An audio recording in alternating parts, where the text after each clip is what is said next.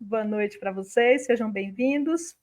A gente cumprimentar aqui de forma especial, né, todo mundo que está aqui. A gente hoje vai conversar um pouquinho sobre a LDB, né? É um tema complexo, é um tema carregado de muita informação e a gente vai precisar, né? Obviamente, a gente precisou escolher, né? Escolher o que é que a gente ia abordar aqui, né? A minha câmera está muito perto, mas é porque aqui eu não tenho opção de dar distância para a minha câmera, gente, porque eu estou no espaço com algumas restrições, então acaba que está ficando muito perto, né? Mas, enfim, né, o que importa é o conteúdo, essas outras coisas são improvisos mesmo, né? Bom, para começar a nossa conversa, eu vou então aqui voltar para a projeção. Eu selecionei alguns pontos da LDB para a gente conversar, né? Pontos que são importantes e que acabam ali trazendo muitas dúvidas, né? Então, a primeira coisa que a gente precisa ter clareza é de que a LDB ela vai estabelecer as diretrizes e as bases da educação nacional. E o que são diretrizes? Né? As diretrizes são os fins, né? É aquilo que orienta, é aquilo que guia para onde vai aquela norma, né? Então, nesse caso aqui, essa lei ela vai dizer para a gente para onde que a educação brasileira vai, né? E ela estabelece as suas bases, ou seja, como que ela vai acontecer, sobre quais pilares ela vai acontecer. Então, por isso, a definição, diretrizes e bases da educação nacional. O que significa isso? Que a gente tem a Constituição brasileira e abaixo da Constituição brasileira nós temos a LDB como a principal lei da educação brasileira. Então, qualquer outra legislação que aborde educação, que faça alguma referência, algum aspecto relacionado à educação, precisa respeitar essa lei ou fazer alteração nela, que é o que vem acontecendo, né? Nós temos muitas alterações na LDB, até porque é uma lei antiga, é uma lei de 96, né? Uma lei aprovada ali logo, né, depois da Constituição, a Constituição é de 88, a LDB é de 96, e foi um debate longo, foi um debate de 8 anos. Então, a gente tem até hoje alguns autores da área de educação que viveram aquele processo de debate, como o professor Demerval Saviani, Pedro Demo, né, e tantos outros que estão aí, que contam essa história do grande embate e debate que ocorreu para que a LDB fosse aprovada. Né? Então, realmente, é resultado de muitos debates. Né? E aí, por ela se tratar da educação nacional, ela tem diversas abordagens, né? Ela vai trazer desde o conceito, né, de educação até o financiamento da educação, como que a educação brasileira é financiada. Para esta live, eu escolhi 5 pontos, né, 5 temas. Uma educação, uma definição e a finalidade, ali a gente conversar um pouquinho sobre isso, né? Eu vi que cai muito essas questões em concurso.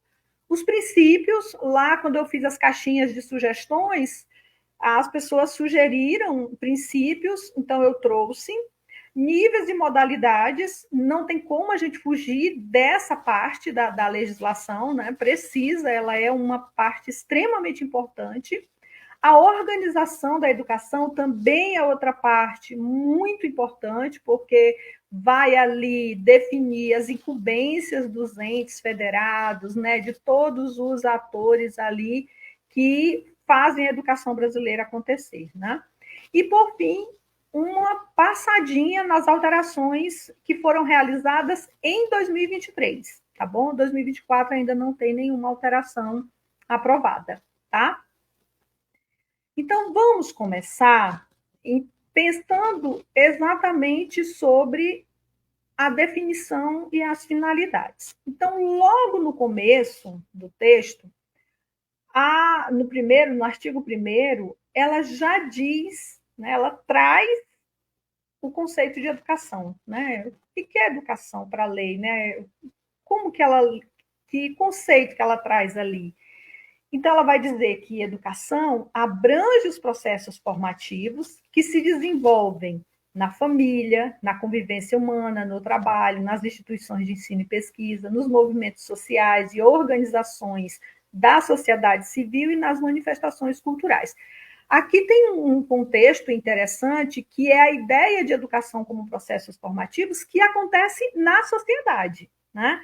Que se dá em todos os espaços, e aí a gente lembra que, quando fala sobre isso, do livro O que é Educação, do professor Carlos Rodrigues Brandão. Inclusive, ontem eu fiz um videozinho assim, né, rapidinho sobre isso, que é a ideia, né, a íntima relação entre educação e sociedade, cultura, né, como que a educação se faz, né, dentro de uma sociedade, né, e como que uma sociedade também se faz a partir de uma educação. Então, a educação faz parte, né, das nossas relações, das nossas interações. Onde há, e Carlos Rodrigues Brandão vai dizer isso, né, onde há uma intenção de aprender e uma intenção de ensinar, ali tem um ato de educação, porque educação é prática social. Então, a lei vai trazer educação como processos formativos, né, que vai se dar nesses ambientes diferentes. Né? E só que esta lei, ela não vai disciplinar todas as formas de educação, né? Ela não vai disciplinar a educação familiar, a educação nas instituições, nos movimentos sindicais, ela não vai disciplinar essa educação. Ela vai disciplinar somente a educação escolar. Então, aqui ela apresenta o limite de atuação dela. Ela vai disciplinar a educação escolar, que se desenvolve predominantemente por meio do ensino em instituições próprias. Né? Então, instituições próprias do ensino. E essa educação escolar, ela deve se vincular ao mundo do trabalho e à prática social. Então, prática social é aquilo que eu já comentei, e o mundo do trabalho. Aqui tem eu marquei aqui, eu negritei a palavra mundo. Não é mercado de trabalho. Né? Então, a gente precisa atentar aqui, quando nós falamos de mundo do trabalho, nós estamos falando, como a própria palavra mundo, né, significa, é todo um contexto que envolve as relações de trabalho e o trabalho em si.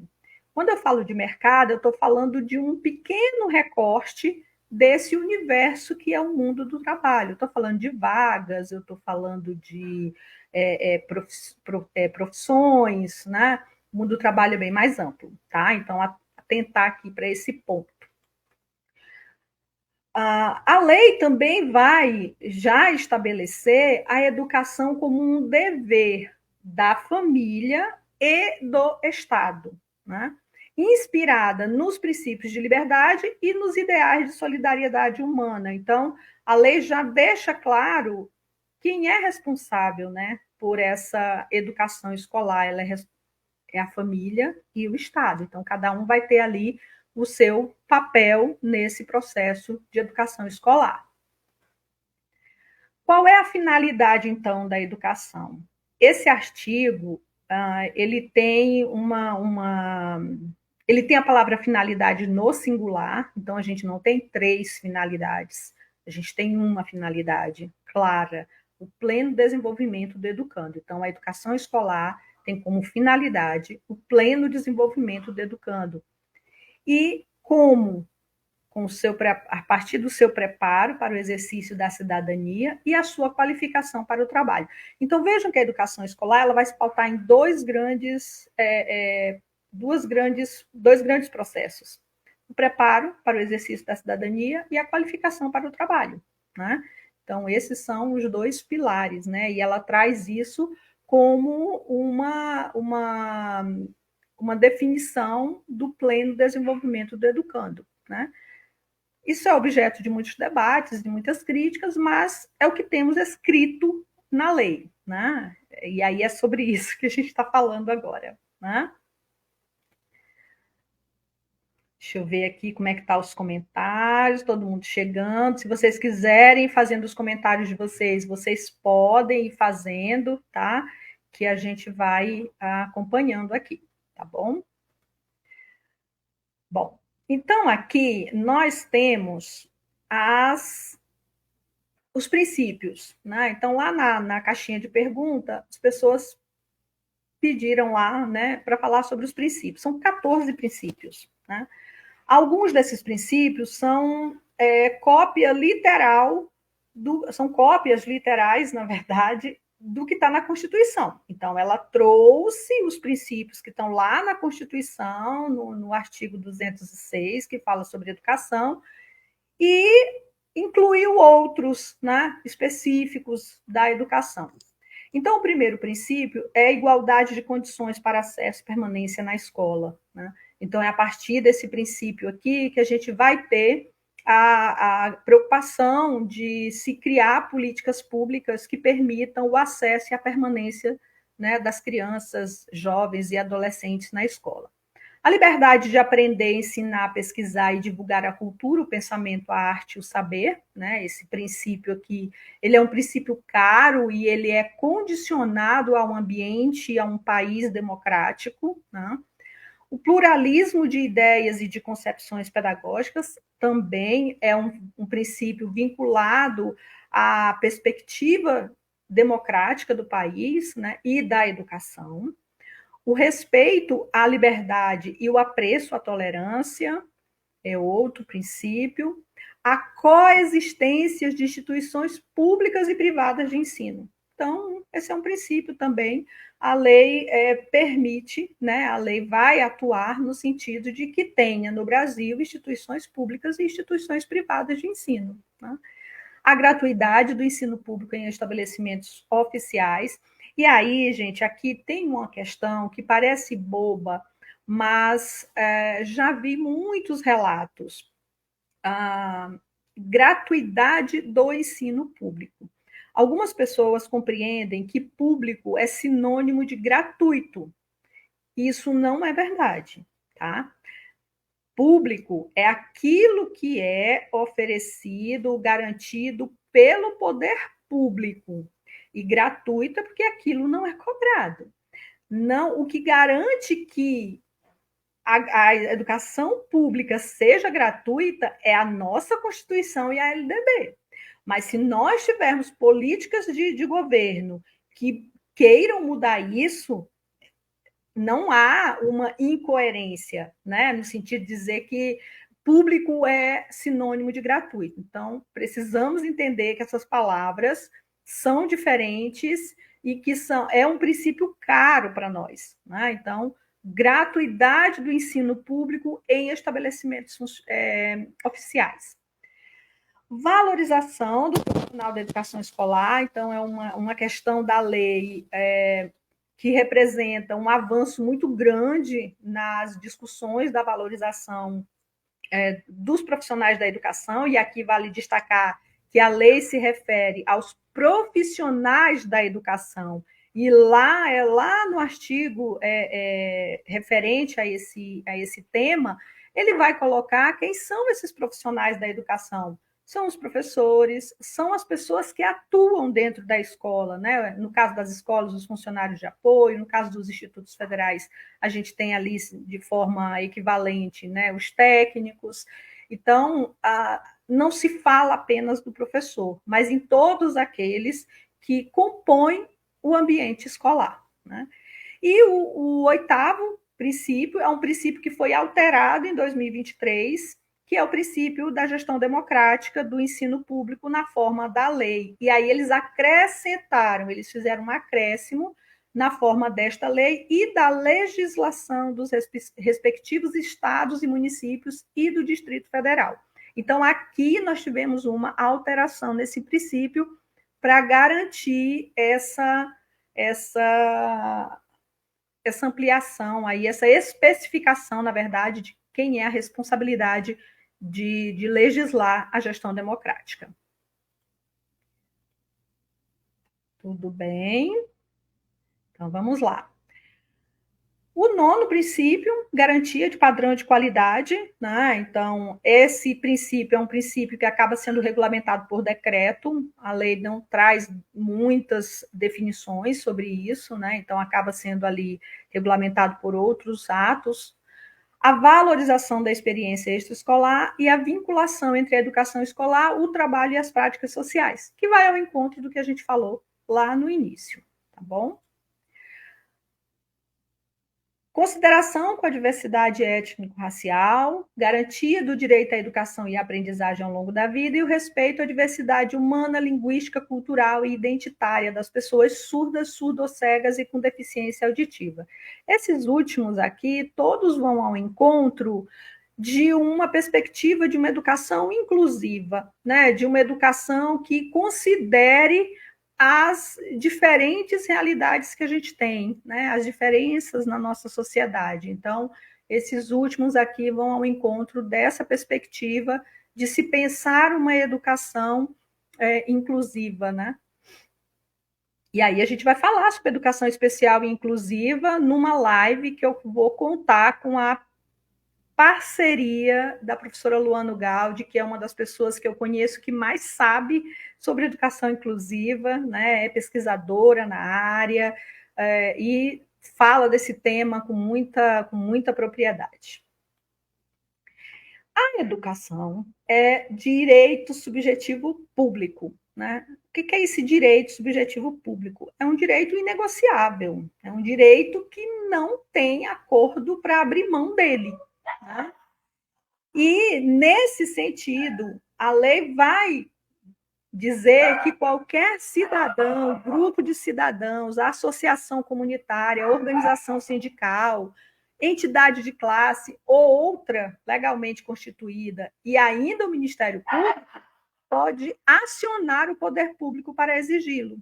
Então, vejam que, por ser um direito público, um direito subjetivo público, nossa, gente, eu tenho 4 cheats aqui em casa.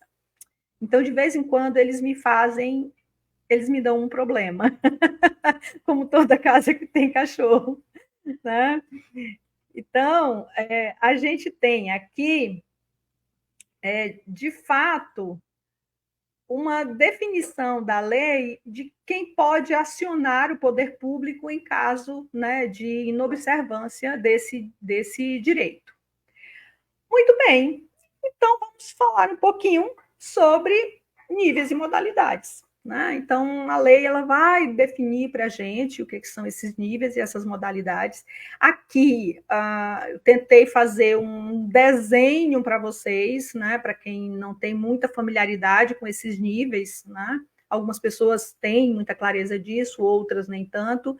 Então, eu tentei estruturar aqui uma fila. Né? Então, olhando de baixo para cima, nós temos creche, que é para criança de 0 a 3 anos, pré-escola para crianças de 4 e 5 anos, educação que compõe a educação infantil, aí temos o ensino fundamental e o ensino médio. Esses que estão definidos com esse quadrado colorido é o que compõe a educação básica. Vejam que creche está de fora, porque a creche não compõe a educação básica, ela compõe a educação infantil. Mas a parte da educação infantil que compõe a educação básica é somente a pré-escola, tá? E aí temos a educação superior, né? E como o nome já diz, é tudo que vem depois da educação básica, né? Então, graduação, a pós-graduação, e aí a pós-graduação ela vai se dividir ali, né? Se organizar em forma de especialização, aperfeiçoamento. Então, tem várias situações lá na lei. Mestrado e doutorado, né? Especialização lato sensu, tá? Porque quando a gente fala de educação profissional, a gente fala da especialização técnica. Essa é de nível médio, né? Aqui não, a especialização lato sensu é pós-graduação. Tudo bem até aqui? Deixa eu ver, algum comentário? Não. Opa, o único comentário mais coerente é faz mais leves. Ah, faz mais lives, por favor. Ah, que bom, gente. A gente fica feliz, né? Muito bom.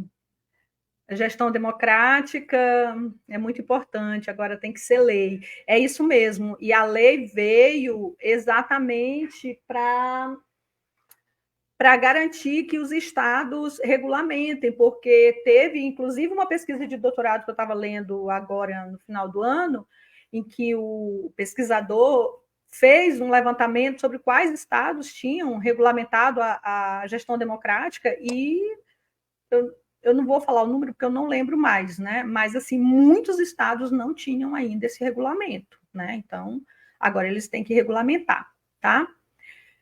Bom, vamos então continuar, né?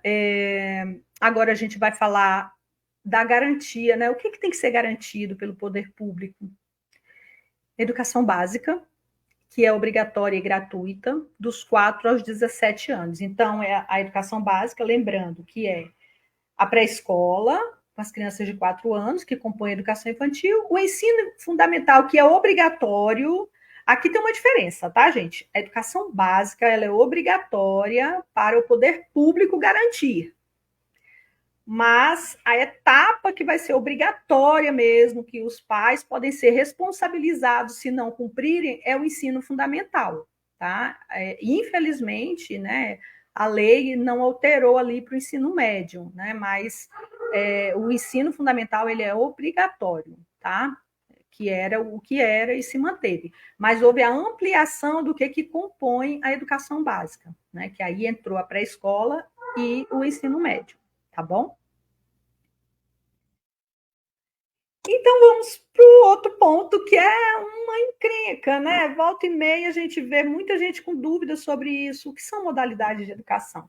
Aí aqui eu quero que vocês pensem um pouquinho, né?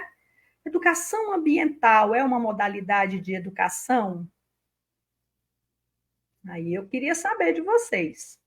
Educação digital é uma modalidade de educação? E educação inclusiva, o que, é que vocês acham? Alguma dessas três é modalidade de educação? As três são modalidades de educação? O que, é que vocês acham?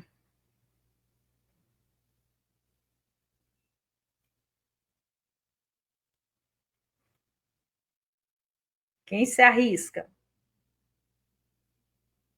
Gleice diz que sim, é modalidade de educação? Quem acha que sim, por quê?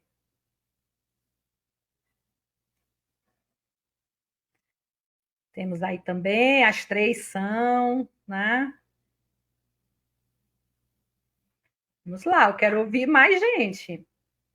Quero ver mais gente se manifestando aí. Temos duas posições dizendo que sim.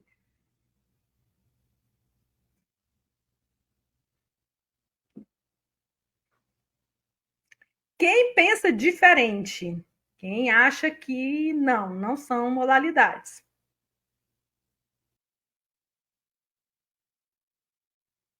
Vocês estão muito tímidos hoje, né?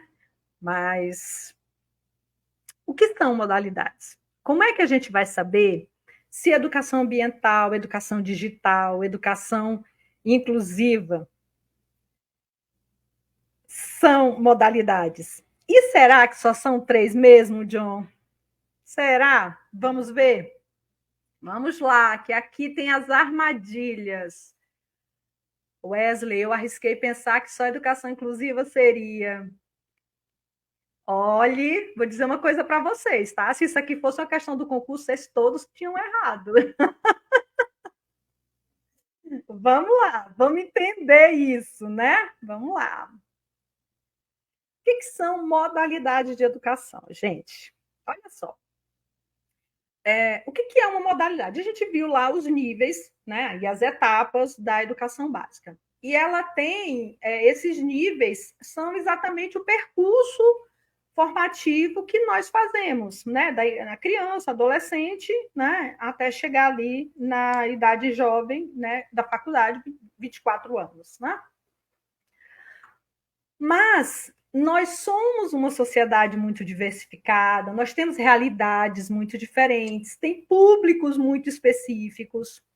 E aí não tem como oferecer um único modelo de educação para todo mundo, né? Então, eu até brincava esses dias, é a hora de errar, John, é isso mesmo, agora é a hora de errar, né? É, nós não, eu estava vendo um vídeo esses dias e me lembrei disso, né? Nós não damos aulas para bonecas, né? Nem para ursinho de pelúcia. A gente faz isso quando a gente é criança, né? Eu não sei vocês, mas eu, como eu queria ser professora desde pequenininha, então eu dava aula para as bonecas, para os brinquedinhos, né? Depois eu dei aula para as vizinhas mesmo, né? Mas a gente tem pessoas reais na escola, né? E tem o Brasil é um país riquíssimo. Então, para que vem a modalidade? A modalidade vem para atender públicos específicos. Então, ela se organiza de forma específica para atender aquele público ou aquela situação que está sendo posta. Né? Tanto que a palavra modalidade vem de modelo. Né? Então, só que a palavra modelo acaba não sendo muito usada para não parecer que é algo pronto e acabado, né? Então as pessoas não gostam de usar a palavra modelo, tá?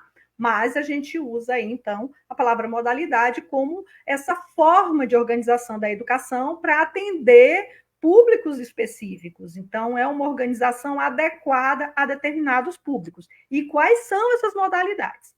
Aí tem um problema na lei, né? Por que, que o nosso colega pensou, né? Vocês pensam em três? Porque, de fato, a lei ela vai trazer de forma explícita educação especial é uma modalidade. Então, ela não traz de forma explícita a definição de todas as modalidades, tá? Mas considerando o entendimento do conceito do que é modalidade, então a gente identifica na lei 8 modalidades, tá? Então, de forma explícita, tem 3: educação de jovens e adultos, educação especial e educação bilíngue de surdos.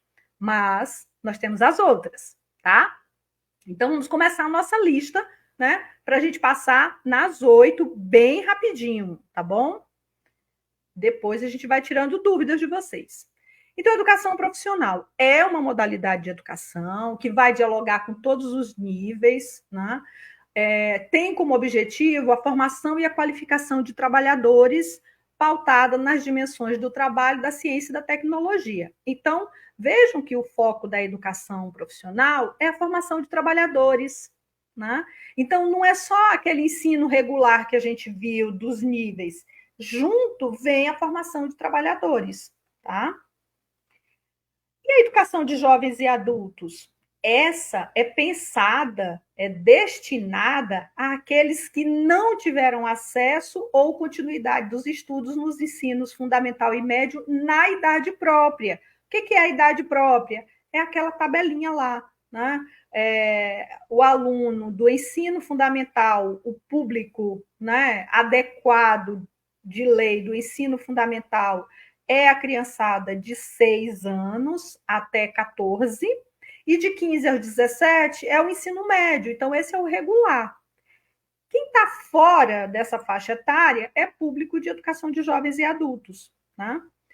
E exatamente por isso a lei não vai dizer, ó, o público de educação de jovens e adultos é acima de 15 anos para o ensino fundamental e 18 anos para o ensino médio. A lei não diz isso de forma explícita, mas ela atribui, ela define essa idade para a aplicação de exames supletivos. E aí, a partir desse artigo, se utiliza esse dispositivo para respaldar as decisões e toda a política de educação de jovens e adultos, tá bom? Então, 15 anos, ensino fundamental, né, acima de 15 anos, e acima de 18 anos, a partir de 18 anos, na verdade, o ensino médio, tá bom?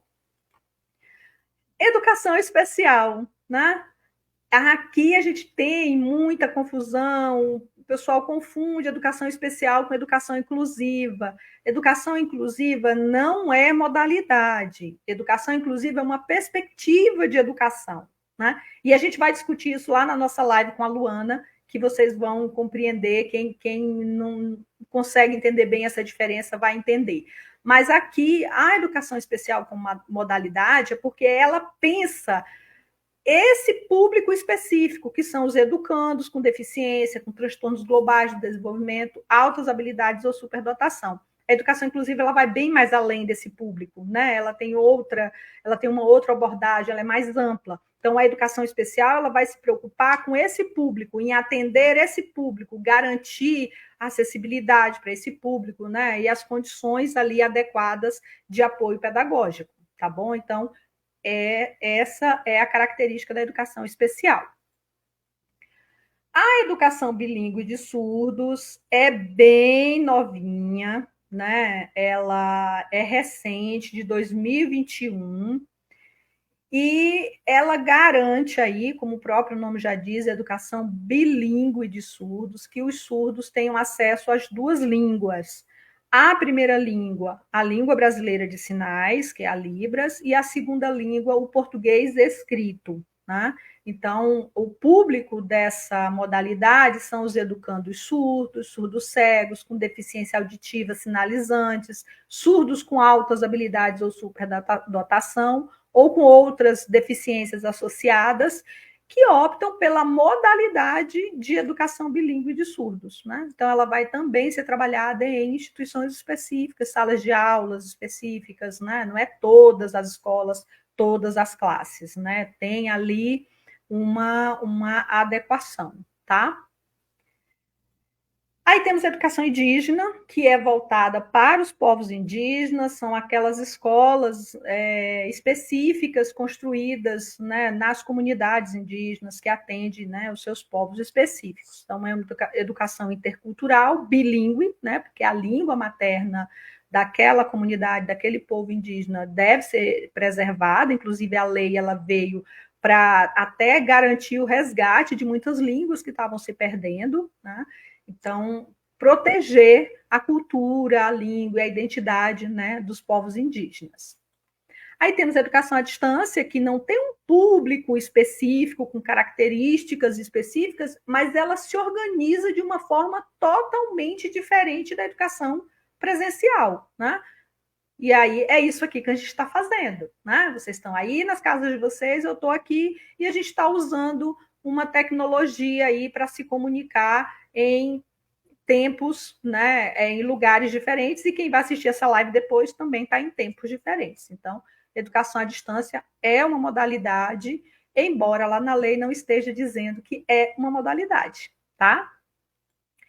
Educação do campo, que é uma educação pensada para as necessidades do público de zona rural, né, dos moradores de zona rural. Então, que é outra característica, são pessoas, nós vamos ter ali, lá na frente, vou mencionar, mas a gente teve uma alteração recente que afeta esse público, né? Então, são outras realidades, são outras condições de acesso e de permanência na escola, então exige um olhar diferente.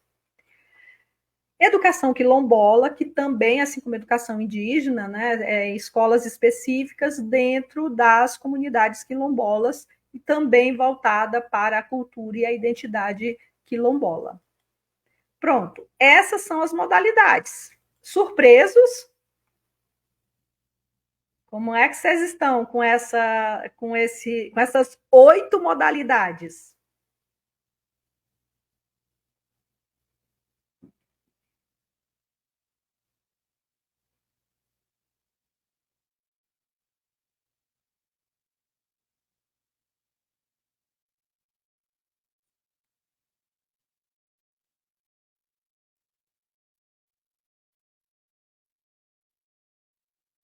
Surpreso, John?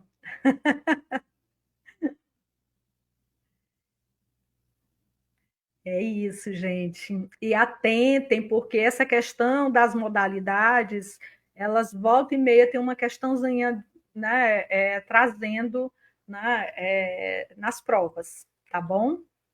Bom, então vamos avançar. Vão colocando os comentários de vocês aí, tá?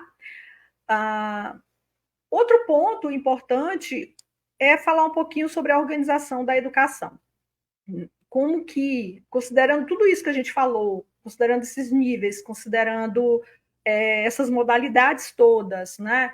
E ainda considerando as características de cada nível e de cada modalidade, como que o poder público se organiza para dar conta dessa tarefa, né?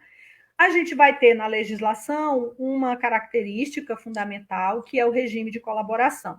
Então, União, Estados, Distrito Federal e municípios, a lei vai realmente determinar que eles trabalhem em cooperação e colaboração, né, em regime de colaboração para pensar e fazer, né, a educação brasileira, tá? Então, isso aqui é bem importante destacar, tá? E para cada ente desse vai ter suas responsabilidades, né? Aqui a gente tem União, Estados e municípios, mas a lei também vai trazer as responsabilidades, as incumbências dos estabelecimentos de ensino e dos professores, tá bom? Dos docentes, que a gente vai passar bem rapidinho por eles, né?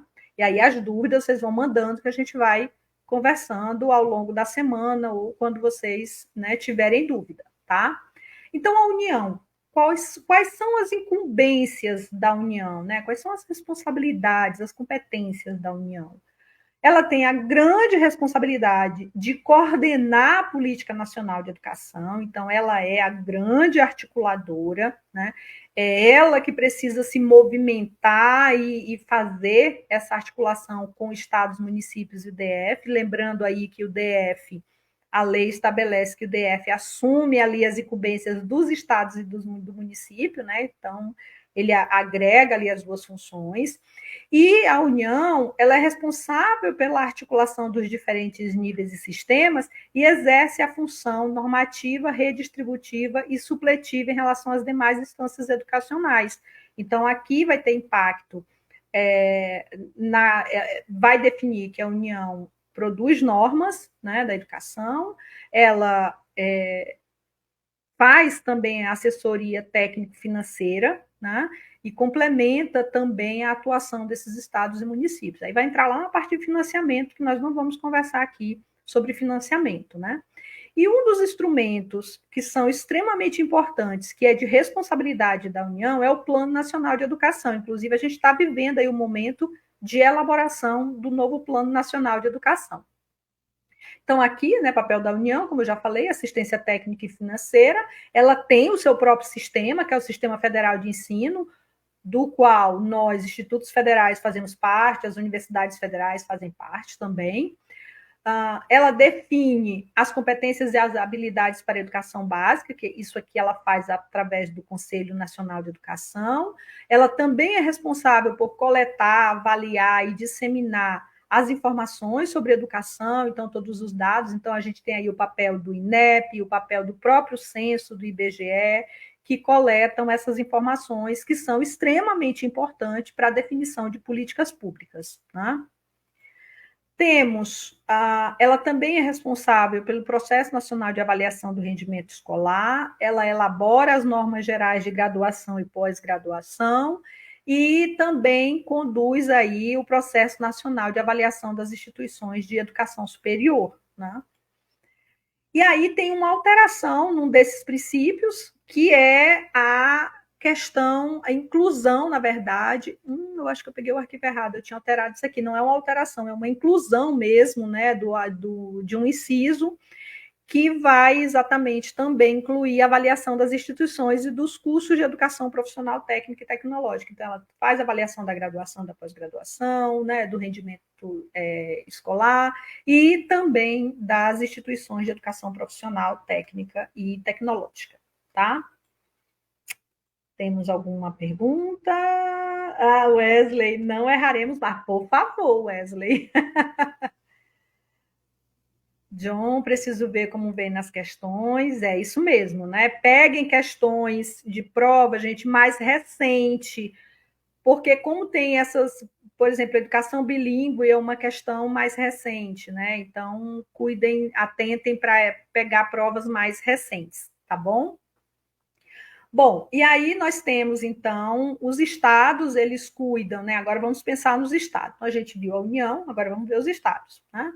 Eles têm os seus próprios sistemas de ensino, eles são responsáveis pelas políticas e planos educacionais da sua esfera de atuação, Se eles oferecem educação superior, eles também são responsáveis pelo processo de avaliação, autorização dos seus cursos de educação superior. Então, se o Estado resolve criar uma educação, uma faculdade, uma universidade, essa universidade não é de responsabilidade da União, é de responsabilidade do Estado fazer todo o processo, obedecer e observar todo o processo regulatório da educação superior.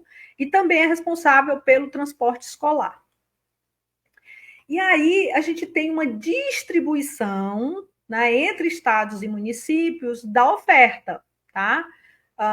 Os estados, eles são responsáveis pelo ensino fundamental em colaboração com os municípios, e a prioridade dele na oferta é de ensino médio, né? E também responsável ali pela educação de jovens e adultos. Então vejam que os estados não têm educação infantil no seu escopo, né, de incumbências na lei, tá? Não tem. A quem cabe a educação infantil? Né? Aos municípios. Aí aqui a alteração, que é também incumbência dos estados, instituir os conselhos escolares e os fóruns dos conselhos escolares, que é a alteração da lei, que a gente vai falar mais sobre ela, porque é uma das mais impactantes que a gente tem, tá? Os municípios também têm seus próprios sistemas de ensino, também vão ser responsáveis pelas suas políticas e planos educacionais. Agora, tem uma coisa que precisa ser observada: em todas essas distribuições de responsabilidades, os municípios precisam observar a norma nacional, né? Então, não vai fazer eu tenho responsabilidade sobre isso, vou fazer do jeito que eu quero. Eles têm limites legais que eles precisam observar, tá? Também educação superior, se tiverem, né? E transporte escolar dos seus alunos, tá? E ele é responsável, então, pela oferta da educação infantil em creches e pré-escolas, né? A prioridade deles é o ensino fundamental, que eles ofertam de forma organizada com o Estado. Por que essa parceria? Pela demanda, né? A demanda é muito grande. Então, você tem ali o ensino fundamental dividido em duas etapas: ensino fundamental 1 e 2. Então, vários estados, por exemplo, aqui no Acre, é dividido bem redondinho. Então, a Prefeitura de Rio Branco, por exemplo, fica com o ensino fundamental 1 e o estado com o ensino fundamental 2. Né? Essa é uma prática que foi sendo aí incorporada em alguns lugares no nosso país, mas ainda não é regra absoluta, né? E os municípios podem fazer outras ofertas após eles terem garantido essas ofertas acima. Então, está plenamente atendida a educação infantil, está plenamente atendido o ensino fundamental, eu vou pensar em oferecer ensino médio, né? Eu vou pensar em vou criar uma faculdade. Então, antes de um desses entes decidir criar novas instituições, eles realmente precisam avaliar se eles estão dando conta daquilo que é prioridade para eles, tá? E no caso do município, a lei é bem clara e é bem expressa nessa responsabilidade deles. Gente, a nossa live assustadoramente já está chegando a 45 minutos, né? Quando ela cair, né, 1 hora, eu retorno, tá bom? Então, não me abandonem. Não me abandonem. Tudo bem? Perguntas? Deixa eu ver. Muito bem. Então, vamos dar continuidade, avançando agora, continuando. Então, assim como os estados, né, foi feita a alteração na lei de que os estados têm que instituir os conselhos escolares e os fóruns dos conselhos escolares, os municípios também têm a responsabilidade de fazer isso no seu sistema de ensino, tá bom? Então, também alterada aqui. E quais são as responsabilidades dos estabelecimentos de ensino? Vejam aqui que não tem o termo escola, né? Porque estabelecimento de ensino, isso aqui não se refere somente a escolas, né? Mas a outras instituições também de ensino. Então, quais são as incumbências dos estabelecimentos de ensino? Ela é responsável pela elaboração da proposta pedagógica, obviamente, observando, né, todas as diretrizes curriculares adequadas. ela faz a administração do seu pessoal, de recursos materiais e financeiros, ela é responsável pelo cumprimento de dias letivos e horas-aulas, ela tem que zelar pelo plano de trabalho de cada professor, garantir ali meios de recuperação para os estudantes com baixo rendimento e também tem o papel de promover a articulação com as famílias e com a comunidade. Informar pai e mãe sobre a frequência, o rendimento e a proposta pedagógica da escola. Então, essa proximidade com a família ter acesso a essas informações é uma previsão legal. Tá? Em caso os estudantes que chegam a 30% de falta, gente, precisa ser informado ao conselho tutelar, né? Então, a escola, o estabelecimento de ensino, ele tem a obrigação legal de notificar o conselho tutelar sobre esses casos, né? Também de promover ações de enfrentamento ao bullying, ações de conscientização, de prevenção e combate ao bullying, e a gente viu aí a alteração no Código Penal, que agora virou crime, né? Então, isso aqui é bem sério, e as escolas, né, as instituições de ensino precisam agir aqui, e também a responsabilidade de pensar um ambiente escolar seguro no que se refere ao enfrentamento e prevenção ao uso de drogas. Né? E aqui, né, estados e municípios têm que instituir os conselhos e fóruns, à luz da regulamentação do estado e do município, cada instituição, cada estabelecimento de ensino vai constituir os seus conselhos de classe também. Tá? Então, as escolas têm conselhos de classe, mas isso não estava, né, tão bem estruturado agora como está na lei, tá? Muito bom. Então, vamos continuar, né?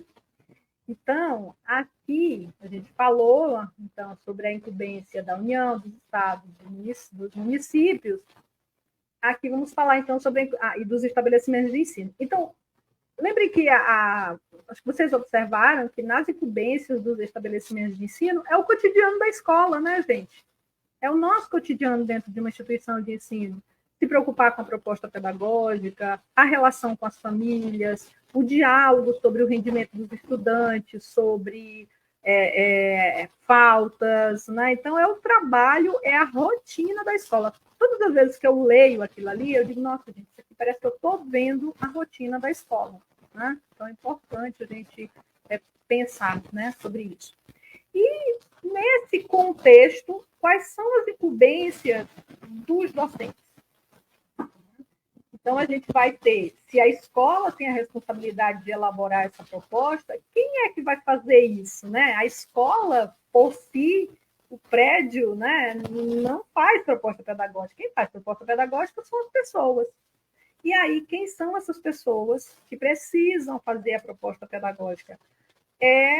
São os docentes, né? São os professores que precisam participar da elaboração da proposta pedagógica. Né?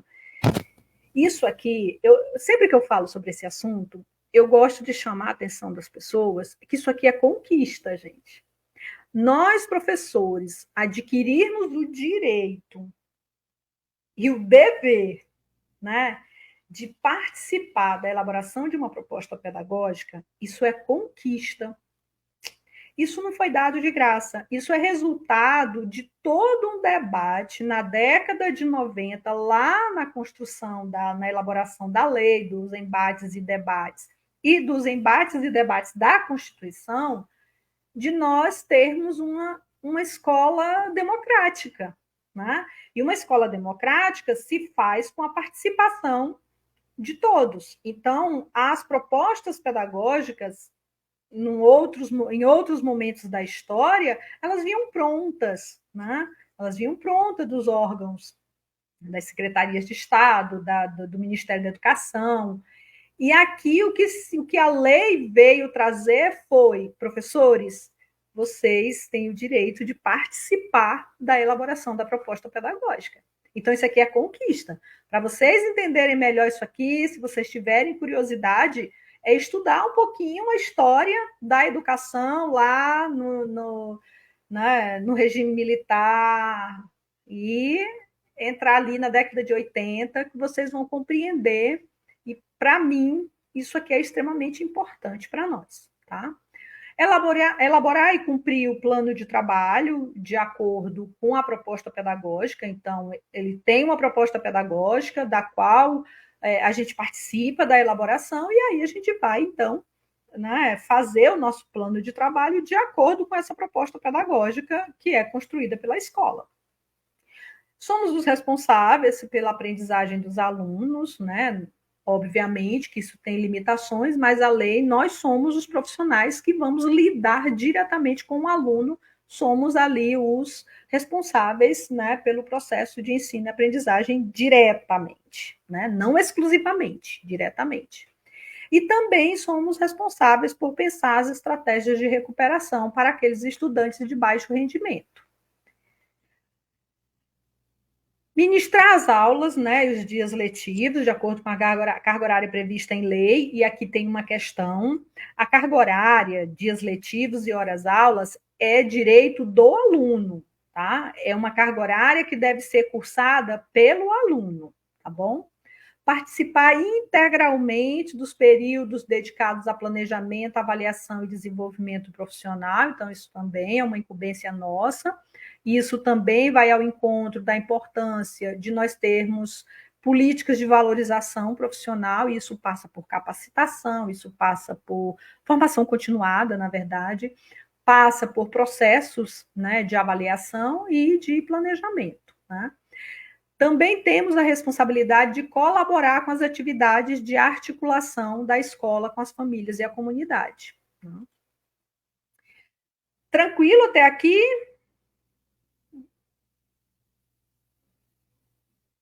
John, a gente vê um pouco nas tendências pedagógicas. É isso mesmo, a gente estuda, né, ali as tendências pedagógicas, a gente consegue compreender ali como que os sistemas de ensino e como que a educação funcionava, né, já que cada tendência também tem seu contexto histórico, né, político e social, né? Então, na verdade, são teorias resultantes de análises e de práticas, né, que em determinados contextos, determinadas épocas, né? É isso mesmo, tá? É isso mesmo, Daiane, faz parte do conteúdo de didática também. Perfeito, muito bom. A gente vai dialogando, né? E é bom vocês irem fazendo essas relações, estabelecer essas relações, tá? Então, agora, um ponto forte também da lei, e eu já estou falando sobre isso desde o primeiro momento, que é a gestão democrática no ensino público, né? E aqui, gente, muito importante a gente entender isso. A gestão da escola privada é uma gestão empresarial, tá? A escola pública é gestão democrática. Tá? Então, a gente tem essas duas diferenças aí quando pensa gestão escolar, tá? Na iniciativa privada, gestão empresarial, no ensino público, gestão democrática. E quais são, né, esses princípios? Garantir ali a participação dos profissionais da educação na elaboração do projeto político-pedagógico da escola, e aí vocês estão vendo lá nos conteúdos de didática o projeto político-pedagógico como um instrumento extremamente valioso, né, de planejamento da escola, de construção e de definição da sua identidade, né, e de autoconhecimento, dela saber em que realidade ela está inserida e como ela vai atuar naquele contexto, né? Então, o projeto, o PPP, né, ele é extremamente importante e ele é o reflexo, ou precisa ser, né, o reflexo de todo esse pensar junto àquela escola, naquela comunidade, naquele contexto, considerando o tempo, o seu tempo e o espaço, tá? Aí temos a inserção, né, a alteração desse inciso aqui, que entrou aí os fóruns dos conselhos escolares, que antes estava conselhos escolares ou equivalentes, aí houve a alteração para incluindo os fóruns. Tudo bem? Vamos lá. E aí vamos falar um pouquinho sobre o conselho de classe, porque é uma das alterações, né, da lei. Então, os conselhos de classe, eles são deliberativos, ele é composto pelo diretor da escola como membro nato, e por outros representantes que são eleitos pelos seus pares. Quem são esses representantes? Se vocês observarem a listinha, vocês vão ver que são todos que trabalham numa escola, que compõem ali o ambiente, né, escolar. Então, professores, orientadores educacionais, supervisores e administradores escolares, demais servidores públicos que exerçam atividades administrativas na escola, né? Vejam aqui também a representação de todos os demais funcionários, né, que compõem a escola. Estudantes, pais ou responsáveis e membros da comunidade local, tá? Então, geralmente aqui as escolas acabam convidando ali representantes da associação de bairro, então ela traz ali outras, né, organizações para dentro da escola, tá bom? Então, essa é a composição do conselho de classe que deve ser instituído pelas escolas. Aí nós temos os fóruns, né? E os fóruns, por sua vez, é responsabilidade dos estados e municípios a partir dos seus órgãos, né? Secretarias, que vão trabalhar nessa composição. Então, ele é um colegiado, porque ele é um colegiado de conselhos de classe, mas ele é um colegiado deliberativo, porque ele é composto por representações, né, também eleitas e de caráter deliberativo. Quais são as finalidades dos fóruns? O fortalecimento dos conselhos escolares e de sua circunscrição e a efetivação do processo democrático nas unidades educacionais e nas diferentes instâncias decisórias. É muito importante que a gente pense que quando a gente trabalhando em escola, a gente diz assim, quando a gente senta para conversar com colegas de outras escolas, a gente diz assim, nossa, só muda endereço, os problemas são os mesmos, né? Então, uma coisa que eu achei muito bacana na ideia da organização dos fóruns é porque, em que pese a realidade e as necessidades de cada um, de cada escola, de cada comunidade, há situações que são comuns a todas, né? Até porque está todo mundo também inserido no mesmo local, na mesma cidade, né? Na mesma região. Então, essa ideia de fazer essas representações é bem interessante, porque você concentra pessoas pensando sobre essas realidades, né? Então, eu espero que seja aí uma iniciativa exitosa e que a gente realmente tenha melhorias significativas na qualidade da educação, né? É uma ideia muito bacana. E aí os conselhos escolares, os fóruns dos conselhos escolares, eles vão atuar com eles têm alguns princípios que eles devem observar. A democratização da gestão, então, a partir do momento que se compartilha essas tomadas de decisões e se analisam essas situações diversas, a gente tem democratização da gestão, né? As decisões passam também a ser discutidas nesses espaços, a democratização do acesso e permanência e a qualidade social da educação, né? Então, são princípios aí dos fóruns. A composição desses fóruns, a lei traz uma representação aí, que são 2 representantes do órgão responsável pelo sistema de ensino, então, Secretaria Estadual de Educação, Secretaria Municipal de Educação vão ter os seus representantes, e 2 representantes de cada conselho escolar da circunscrição de atuação do fórum, né? Então, eles têm aí um grande desafio para compor esses fóruns. É bonito, mas vai dar trabalho. Mas fazer gestão participativa, a gente dá trabalho, exige tempo e muitas vezes, na loucura da ansiedade que a gente tem hoje de querer respostas rápidas para as coisas, a gente não consegue mais amadurecer determinados debates que a gente precisa de tempo para amadurecer, né? Então a gente está muito trabalhando hoje muito sob pressão para dar respostas muito rápidas, né? Que é essa tendência maluca aí de dar respostas rápidas, porque isso é sinal de eficiência. E, na verdade, em educação, respostas rápidas muitas vezes não são legais, porque precisam ser decisões tomadas em espaços coletivos, né? Então, a gente precisa de tempo para fazer gestão participativa, gestão democrática, né? E aí a gente já caminha, deixa eu ver aqui se temos alguma pergunta. Tranquilo até aqui? Vocês têm alguma pergunta?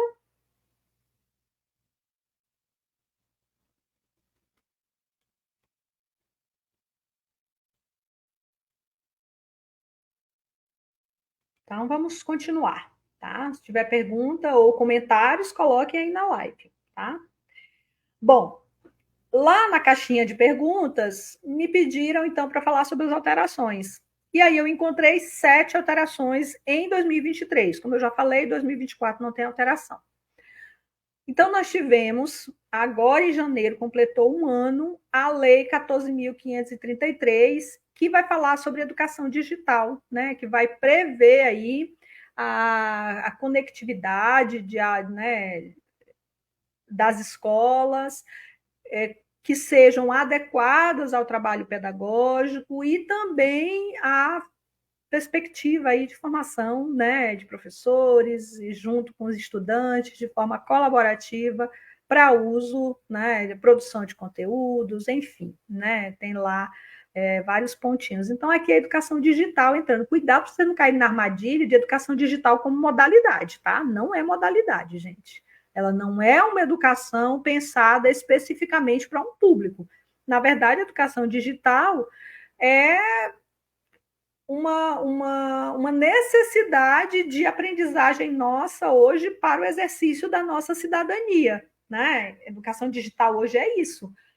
É essa necessidade para melhorar o exercício da nossa cidadania. Né? Então, hoje, tudo passa pela, por tecnologias. Tá? Então, essa é a perspectiva. Aí nós temos a Lei 14.560, que é de abril, que faz uma alteração lá no artigo 70, inclui o inciso 9, trazendo atividades curriculares complementares como despesas de manutenção e desenvolvimento do ensino. Isso aqui tem impacto direto nos recursos de PDDE, né, que as escolas recebem, e na forma de execução desse recurso, porque o administrador ele só pode executar aquilo que a legislação permite. Se não está lá descrito de forma clara, os administradores não conseguem executar, né? Porque eles não se sentem respaldados para fazer isso. Então, essa inclusão é inclusão interessante, porque inclui feiras, né, eventos, que são atividades do cotidiano das escolas e que não tinha nenhuma referência a elas, né, dentro das escolas, dentro do orçamento, né, do financiamento, tá? Então, uma alteração simples, mas importante, tá? A Lei 14.644, de agosto de 2023, é uma lei, é essa lei que alterou, incluiu aí os conselhos de classe e fóruns de conselhos escolares. Eu acho que é a alteração que eu considero de maior impacto, junto com a educação digital, considero de muito impacto. Em termos de operacionalização mais imediata, acho que essa lei tem um impacto maior e impacta na educação básica, então fiquem atentos a essa alteração, por isso que eu me debrucei um pouco mais sobre ela, tá? Porque eu considero que ela é uma lei, uma alteração importante. A outra é a lei 14.645, que é da mesma data da anterior. Ela vai estabelecer a articulação entre educação profissional e programas de aprendizagem. Essa alteração também é importante para a gente, ela afeta aí as instituições que ofertam educação profissional, entre elas os institutos federais, tá? Então, o que é que essa lei vai trazer? Ela vai trazer algumas perspectivas de ela traz a articulação da educação profissional com os programas de aprendizagem por meio de algumas questões, como, por exemplo, o aproveitamento da carga horária de trabalho do estudante no programa que ele está participando. E aí, o que são programas de aprendizagem, gente? Deixa eu voltar aqui. O Jovem Aprendiz, por exemplo, é um programa de aprendizagem, né? Então, são aqueles programas criados para inserir, né, os jovens no mundo do trabalho, né? E esse trabalho, embora seja feito com convênios e articulados, né, com as instituições, não havia essa previsão na lei de aproveitamento dessas cargas horárias. Então, hoje, com essa alteração, é possível, né? E aí a gente tem que aguardar os regulamentos, como é que eles vão vir, né? A lei não diz como isso vai ser feito, então isso é para regulamentos e normas complementares. Dizer o aluno, o jovem aprendiz, aproveitar a sua carga horária do programa, né, em que ele está trabalhando, para integralizar a carga horária do curso dele, e, da mesma forma, as atividades pedagógicas do curso dele também serem aproveitadas como carga horária lá do programa de aprendizagem. Então, é bem interessante isso aqui. Ela também vai trazer algumas questões sobre o aproveitamento dessas experiências quando esse jovem chega lá no curso superior, como é que essa aprendizagem, esse percurso que esse estudante fez pode ser aproveitado, né, para fins de formação. Então, é uma lei interessante, tá? Mas ainda requer muito debate, muita regulamentação, tá? A outra lei, que é a Lei 14.679, deixa eu ver se tem alguma pergunta. Não temos perguntas. A Lei 14.679, de 18 de setembro, faz um acréscimo, né, de um inciso ao parágrafo único do artigo 61. Ela só acrescentou esse inciso, que faz referência, e aqui também é muito interessante, eu também quero chamar a atenção de vocês para esse ponto, que ele faz referência à proteção aos direitos da criança e do adolescente como um dos fundamentos da formação de profissionais da educação. Vejam que aqui não é da formação de professores, é da formação de profissionais da educação. E essa é uma discussão que tem ganhado muito espaço, né, dentro das instituições de ensino. A formação ela precisa ser para todos que estão ali lidando, né, com o processo educacional, né? Então, aqui o aluno, a criança está na sala de aula com o professor, mas quando ela sai da sala de aula, ela vai interagir com outras crianças, ela vai interagir com outros funcionários da escola, né? Então, a gente tem ali um conjunto de adultos que estão no ambiente acadêmico como profissionais, no ambiente escolar como profissionais. Então, por isso a perspectiva, e aí a lei foi muito bacana nisso, de prever essa formação para os profissionais da educação e não somente para professores, né? Já que são pessoas que também, profissionais que também lidam com essas crianças. É a merendeira, né? A senhora, o pessoal da limpeza, da secretaria, né? Então, é um conjunto de profissionais que está lidando com as crianças ali durante, né, o tempo em que essa criança está na escola também, tá bom?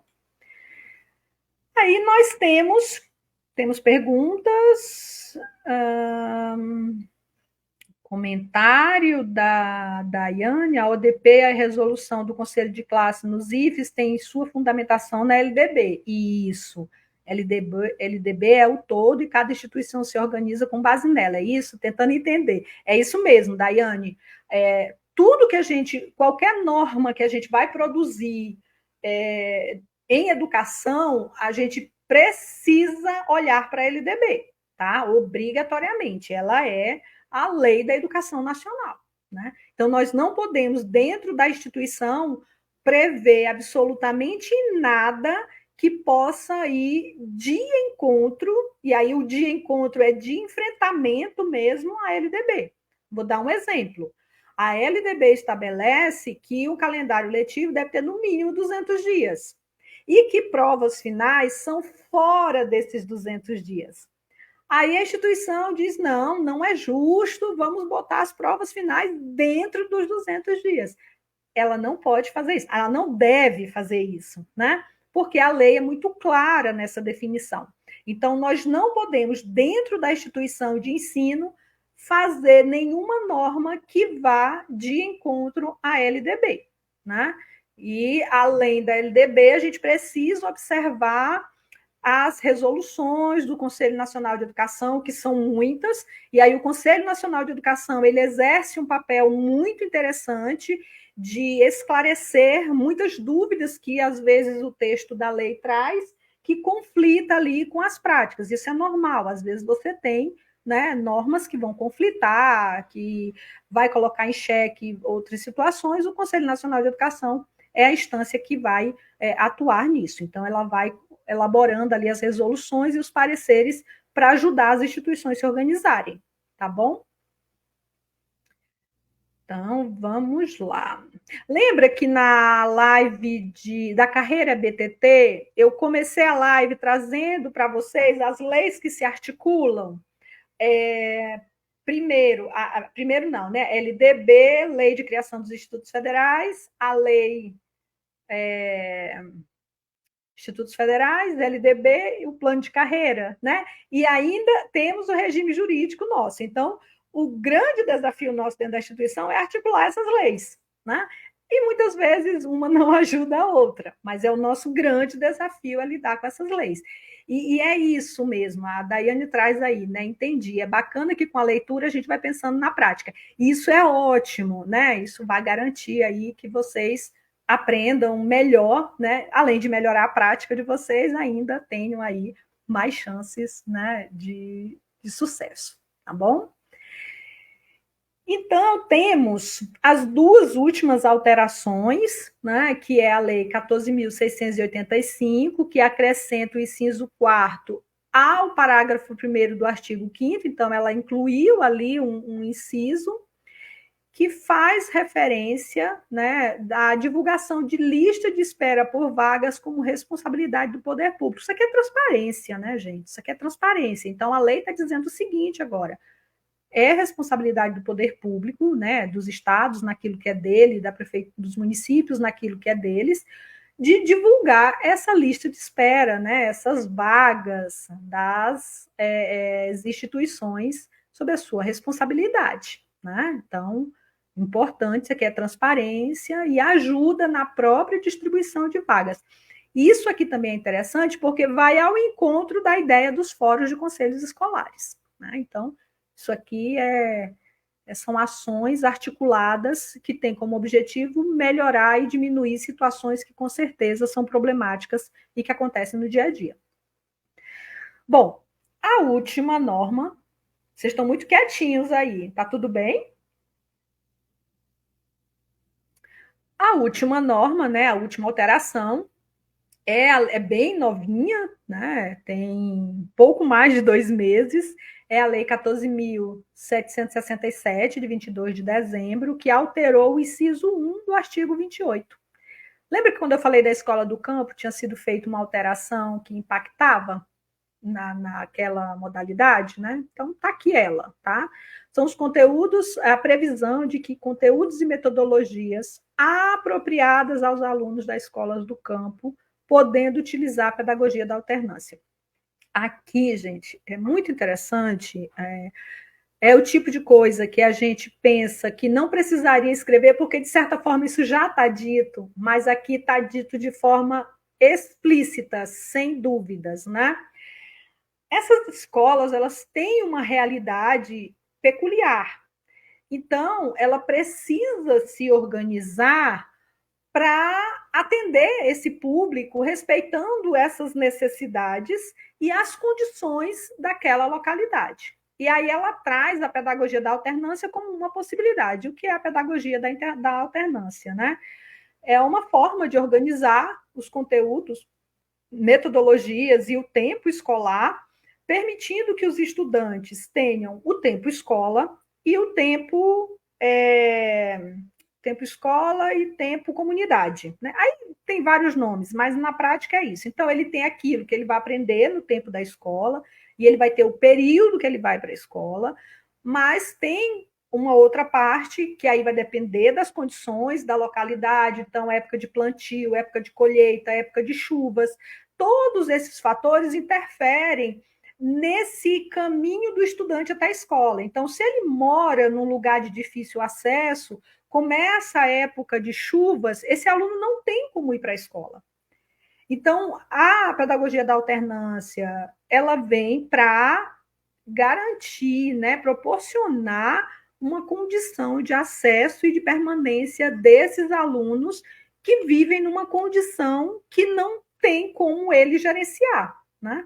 E nem a escola. Então, ela se adequa ali àquelas necessidades e àquelas condições daquela comunidade e organiza o seu tempo escolar, o seu espaço escolar, os seus conteúdos e metodologias, considerando essa realidade, né? Então, essa alteração da lei aqui é bem interessante, porque deixa explícito algo que já vem sendo praticado em muitos lugares, mas que parece que precisou deixar, né, de forma clara aqui, tá?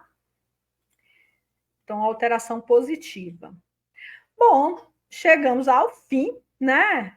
Bom, gente, então, se vocês não têm, se eu vou fazer outras lives, então, Gleice, a gente tem já aí decidida a live sobre educação especial e educação inclusiva, que eu vou contar com a parceria da professora Luana Gaudi, e por enquanto não tenho outra prevista. Eu tinha ali recebido uma sugestão para fazer a de educação profissional, mas eu fiz uma enquete ali e teve 6 pessoas só que manifestaram interesse, aí eu digo, não, eu vou deixar essa mais para frente, em um outro momento, né? Mas vou estar aqui à disposição, vou postar alguns materiais resumidos, bonitinhos, lá no feed, né, para ajudar vocês a lerem naquele momento, assim, que vocês estiverem estudando, vai lá para dar uma olhada, né, porque acaba quando a gente vê a informação na lei, é muita coisa. Quando você pega o material consolidado, isso ajuda, às vezes, a compreender melhor aquele texto longo, né, então eu vou fazer esse material, vou terminar, porque eu já comecei, já tenho, acho que 3 etapas, e aí eu vou organizar por etapas, né, porque é muita coisa. Somente esses temas que a gente discutiu aqui, eu não vou me debruçar sobre toda a lei, até porque tem temas que, por exemplo, eu precisaria estudar muito para trabalhar com vocês, que é financiamento. É um tema que eu não tenho afinidade e estou, né, desatualizada em relação ao financiamento da educação. Então, esse é um tema que, para mim, hoje, eu não dou conta dele nesse momento, né? Realmente eu preciso me debruçar sobre ele. Mas os outros temas tá tranquilo, né? São temas que eu trabalho nas minhas disciplinas, inclusive vou trabalhar novamente agora no semestre 2024.1, tá bom? E eu vou estar sempre à disposição de vocês lá naquele perfil, lá naquele perfil não, nesse perfil, né, que vocês estão, que é o perfil profissional, tá bom? Então, vou estar sempre postando conteúdo de diferentes formas, de diferentes temas relacionados aí ao que a gente faz no dia a dia, né, trabalhando como professora, tá bom? Como professora pedagoga. Tá bom, gente? Então, quero agradecer demais a presença de vocês, né? E divulguem a live para outros colegas, né? Que todos possam se beneficiar desse conhecimento, tá bom? Então, boa noite a todos, muito obrigada pela presença e vamos conversando aí pelos stories, pelo direct. Não precisa me pedir desculpa para mandar direct, pode mandar, tá? É o perfil profissional, é para isso mesmo, tá bom? Então, aguardo vocês, tá? Um abraço, boa noite, sucesso para vocês. E a live sobre educação especial inclusiva, tá bom? Vou marcar a data ainda para semana que vem. Um abraço e boa noite.